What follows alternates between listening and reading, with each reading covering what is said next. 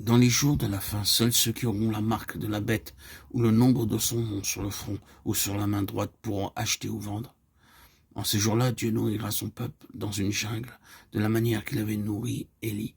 Et la femme s'enfuit dans le désert, où elle avait un lieu préparé par Dieu, afin qu'Élie fût nourri pendant 1260 jours. Apocalypse 12, 6.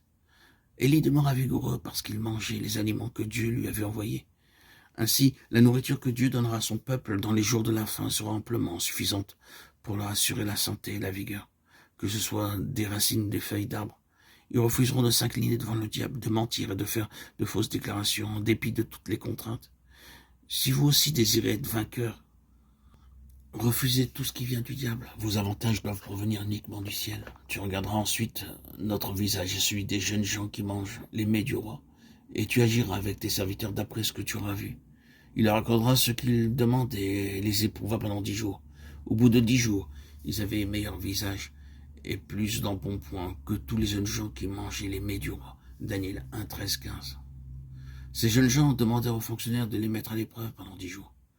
Dans la Bible, le nombre 10 représente l'épreuve. Les enfants doivent subir de nombreuses épreuves et examens à l'école. C'est de la même manière que Dieu nous mène à travers maintes épreuves et sa volonté est que nous les traversions toutes. Après 10 jours, il apparut que les visages de Daniel et de ses amis avaient meilleure mine, plus d'embonpoint et brillaient avec l'éclat de la gloire de Dieu. Si vous demandez avec foi la bénédiction de Dieu sur tout ce que vous mangez ou buvez, vous aurez plus d'énergie et de vigueur que les autres. Si donc vous n'avez pas les moyens d'acheter du lait et du mouton pour toute la famille, ne donnez pas le spectacle d'une mine défaite. Ayez l'assurance que Dieu peut vous bénir bien davantage par le moyen d'une nourriture ordinaire. Alors votre visage commencera à briller.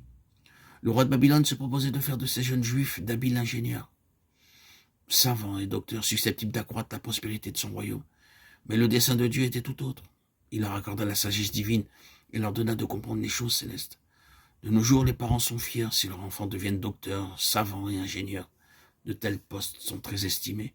Alors que le service de Dieu ne bénéficie pas de beaucoup de considération, il y a quelques années, un homme vint me voir et me dit « Pouvez-vous prendre mon garçon dans votre groupe ? Pourquoi désirez-vous qu'il vienne avec moi ?» demandai-je. Il répondit « Pendant des années, j'ai essayé de lui donner de l'instruction, mais il a toujours échoué dans sa classe. J'ai essayé de lui apprendre le métier de charpentier, mais là aussi, il n'est bon à rien. Il est vraiment abruti et sot. Qu'il serve au moins quelque chose dans le service de Dieu. » Beaucoup de gens pensent que de cette manière, un fils sot et stupide, ils l'enverront avec joie dans le service du Seigneur. Mais s'il est intelligent et qu'il désire servir le Seigneur, ils s'y opposeront. S'il insiste, ils vont se mettre à pleurer et à se lamenter, comme s'il y avait un décès dans la maison. Ils s'exclameront d'une manière impitoyable. Qu'est-ce qu'on va faire? Mon fils veut servir Dieu. Il est tellement intelligent et comme il faut et pourtant il veut servir Dieu. Il continue à pleurer de cette manière pendant des semaines et des semaines. Vraiment, il ne pense pas beaucoup de bien du service de Dieu. De telles personnes devraient se rappeler que Daniel, Shadrach, Meshach et Abed-Nego étaient supérieurement doués. Ils avaient beaucoup plus de sagesse que tous les docteurs et ingénieurs du royaume de Babylone. Les sages de ce monde ne comprendront jamais combien est grand l'honneur qui entoure le service de Dieu. Les serviteurs de Dieu sont des partenaires et ses collaborateurs d'une manière privilégiée. En vérité, le Seigneur l'Éternel ne fait rien sans avoir révélé son secret à ses serviteurs, les prophètes. Amos 3, 7. David s'écrit « J'ai plus d'intelligence, littéralement, je comprends plus que les vieillards » Psaume 119, 100.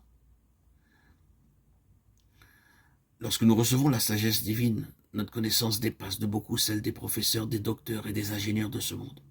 Mais nous ne pouvons y accéder que si Dieu nous l'accorde, comme un don. Ce ne sont pas les cours dispensés dans telle université ou telle autre qui en ouvrent l'accès. Dieu appela et prépara ces 4 jeunes gens de manière à les utiliser pour couvrir de honte tous les princes de Babylone ainsi que le diable.